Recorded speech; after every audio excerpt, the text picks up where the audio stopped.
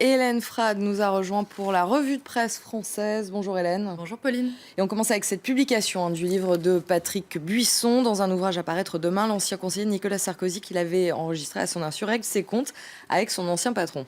Libération évoque un livre gênant, un déballage dont le but évident serait de nuire à l'ex-président à 2 mois de la primaire. Les ennuis s'accumulent décidément. Ses amis, ses affaires, ses emmerdes, ironise ce matin Libération, inspiré par Charles Aznavour. Le système s'acharne-t-il sur Nicolas Sarkozy, fait mine de se demander Libé, qui assure que ce sera là la principale ligne de défense de l'intéressé, rappelant que ce fut en son temps la tactique d'un Berlusconi qui criait au complot des juges, dénonçant l'intervention indue d'une justice partisane dans l'arène politique, je cite. Le journal évoque notamment l'affaire du présumé financement libyen de la campagne de 2007 de l'ex-président. D'après le site Mediapart, l'ancien ministre du pétrole libyen, Choukri Ghanem, qui a été retrouvé noyé dans le Danube en avril 2012, aurait laissé derrière lui un carnet de notes actuellement exploité par la justice. Un document dans lequel il aurait détaillé en avril 2007 une série de 3 versements pour un montant de 6,5 millions d'euros, supposément destinés donc à la campagne de Nicolas Sarkozy. Mediapart, Pauline, qui revient aussi sur le placement en garde à vue lundi de 2 anciens hauts responsables de la police présentés comme des ex-flics de la Sarkozy. Bernard Scarsini, l'ancien patron du renseignement intérieur, et Christian Flech, l'ancien patron de la police judiciaire parisienne, dans une affaire de trafic d'influence présumée. Les révélations des traquets judiciaires qui plombent complètement la campagne de Nicolas Sarkozy. Il y a des jours où être une cible n'est pas si facile, philosophe Les Échos. Des jours où Alain Juppé n'a rien à dire ni à faire, réceptacle tranquille, espère-t-il, de toutes ces flèches hostiles à l'ancien président. En pointant l'écart entre les paroles et les actes de Nicolas Sarkozy, Patrick Buisson apporte et délibérément de l'eau au moulin de tous ses concurrents à la primaire, confirme Le Figaro, qui rapporte que l'ex-président se voit de nouveau distancé dans les sondages par son principal rival.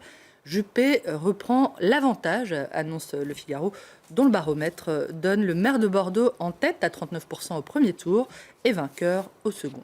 Mauvaise passe pour Nicolas Sarkozy, étant difficile pour les élus du PS, d'après Le Parisien. Dur d'être député socialiste ou quand des élus de terrain se plaignent de la façon dont la mauvaise image du gouvernement serait en train de rejaillir sur eux, au point que les prochaines législatives commenceraient à leur donner des sueurs froides.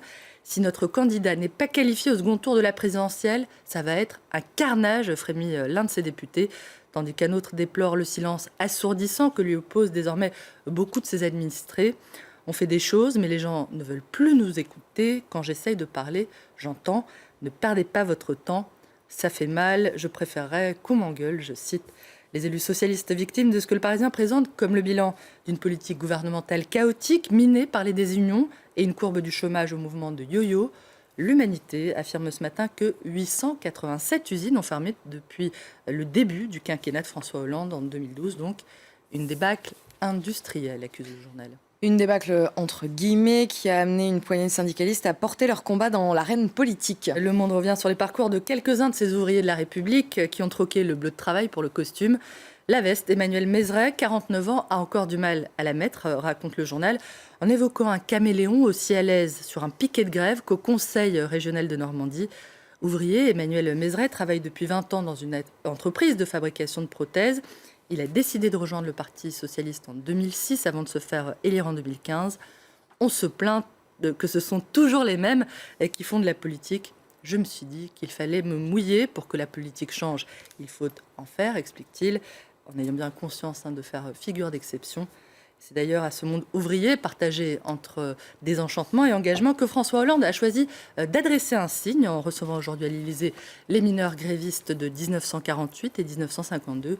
Ces mineurs, qui avaient été destitués à l'époque de leur grade militaire pour cette grève, vont être réintégrés, d'après l'Humanité, qui se réjouit de voir leur réhabilitation avancer pas à pas. Merci Hélène pour cette revue de presse française. On vous retrouve tout à l'heure pour la revue de presse internationale.